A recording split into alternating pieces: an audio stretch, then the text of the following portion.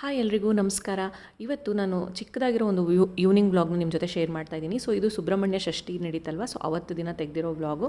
ನಂಗೆ ಟೈಮ್ ಆಗಿರಲಿಲ್ಲ ಎಡಿಟ್ ಮಾಡೋದಕ್ಕೆ. ಇಲ್ಲಿ ಅವತ್ತು ಈವ್ನಿಂಗು ಸುಬ್ರಹ್ಮಣ್ಯ ಸ್ವಾಮಿ ದೇವಸ್ಥಾನಕ್ಕೆ ಹೋಗಬೇಕಂತ ರೆಡಿ ಆದೆ. ನನ್ನ ಮಗನಿಗೋಸ್ಕರ ವೆಯ್ಟ್ ಮಾಡ್ತಾ ಇದ್ದೆ, ಅವ್ನು ಅಬಾಕಸ್ ಕ್ಲಾಸಿಂದ ಬರಲಿ ಅಂತ.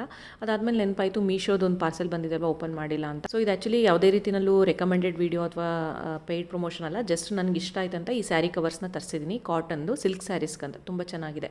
ಅದಾದಮೇಲೆ ನಾವು ಚಾಮುಂಡೇಶ್ವರಿ ಅಮ್ಮನವ್ರ ದೇವಸ್ಥಾನಕ್ಕೆ ಬಂದ್ವಿ. ಇದು ಸ್ಟರ್ಲಿಂಗ್ ಥಿಯೇಟರ್ ಹತ್ರ ಬರುತ್ತೆ ಮೈಸೂರಿನಲ್ಲಿ. ತುಂಬ ಚೆನ್ನಾಗಿದೆ. ಇಲ್ಲಿ ಎಲ್ಲ ದೇವರುಗಳು ಇದೆ.